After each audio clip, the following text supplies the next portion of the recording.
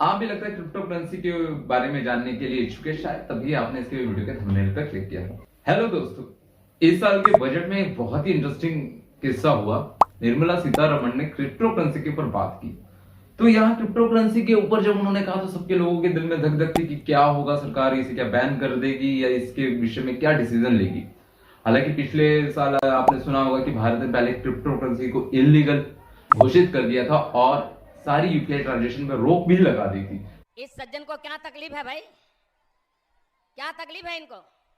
जिससे काफी सारे लोगों की ट्रांजैक्शन रुक गई थी, मतलब कि वो अपना पैसा अपने अकाउंट में नहीं ले पा रहे थे। पैसा बर्बाद पहन। तो उसके लिए फिर लोग बाग सुप्रीम कोर्ट के पास गए और सुप्रीम कोर्ट ने फिर सरकार को ये निर्देश दिए कि आप इसे रेगुलेट करने के लिए कुछ नियम और कायदे कानून बनाए। रिमूव कर दिया ये डिसीजन सरकार का कि आप यूपीआई ट्रांजैक्शन नहीं होगी इसके थ्रू, तो वो होने लगी है, फिलहाल तो अभी हो रही है। मगर इस बार के बजट में क्या किया, निर्मला सीतारमण ने साफ क्लियर कर दिया कि आप इसमें इन्वेस्ट करो, ठीक है, मगर उस पे आने वाला जो प्रॉफिट होगा उस पर वो 30% टैक्स लेंगे और साथ में जितने भी ये ट्रांजेक्शन आपके थ्रू होती हैं उन लोगों को जिम्मेदारी दे दी गई है कि जब आप इसमें इन्वेस्ट करेंगे तो 1% आपको टीडीएस भी काटना होगा। तो अभी तक तो फिलहाल आप ट्रांजेक्शन कर सकते हैं, मगर अब उसे एक एसेट्स के तौर पे काउंट किया जा रहा है कि अगर उससे इन्वेस्टमेंट होती है तो 30% आपको उसके प्रॉफिट का टैक्स देना होगा। मगर मैं यहां आपको एक बात क्लियर कर देता हूं, इसका मतलब ये नहीं कि सरकार उससे टैक्स ले रही है तो आप क्रिप्टो करेंसी के निवेश को लीगल मानेंगे। अभी भी भारत में क्रिप्टो करेंसी के ऊपर एक तरह से तो बैन तो नहीं कहा जा सकता, मगर उसे लीगल भी नहीं कहा जा सकता। यूनियन मिनिस्टर भगवत खेरात ने भी क्लियर कर दिया है कि क्रिप्टो करेंसी भारत में अभी तक इलीगल ही मानी जाएगी, फ्यूचर में क्या होगा वो कह नहीं सकते। मगर जैसे ये खबर आई थी तो शेयर मार्केट बहुत तेजी से गिरा था। मार्केट में खबर आई कि भारत सरकार एक बिल लाएगी इस सत्र में जिसपे क्रिप्टो करेंसी को रेगुलेट करने के लिए नियम बनाए जाएंगे। तो वैसे ही इस खबर के बाद क्रिप्टो करेंसी के बाजार में 15 से 17% की गिरावट की गई और अगर पॉपुलर क्रिप्टो करेंसी की मैं बात करूं तो वहां 17% की गिरावट हुई थी बिटकॉइन, जो कि सबसे पॉपुलर होती है।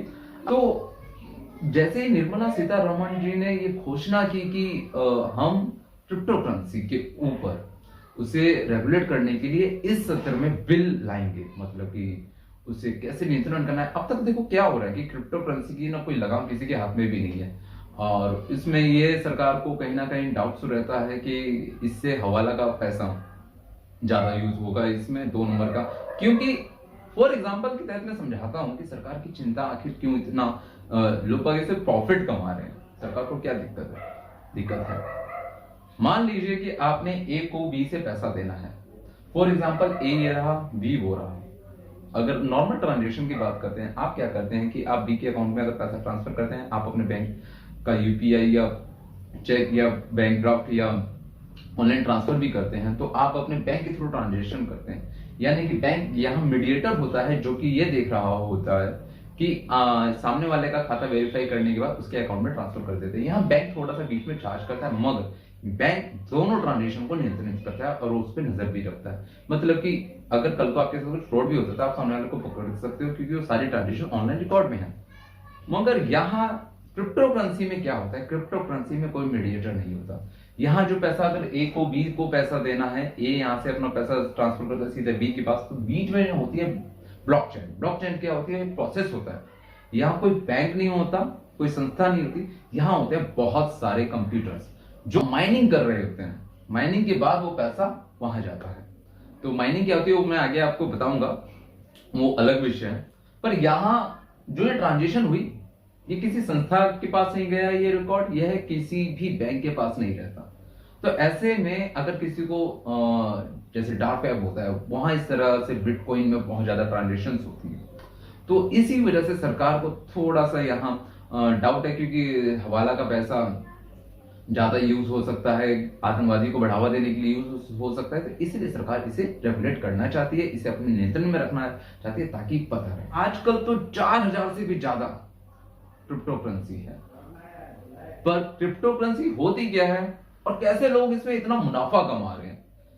आप भी कमा सकते हैं, क्योंकि एक गुड न्यूज आपके लिए भी है कि भारत सरकार खुद आरबीआई के अंडर में अपनी पहली वर्चुअल करेंसी लॉन्च करने वाली है।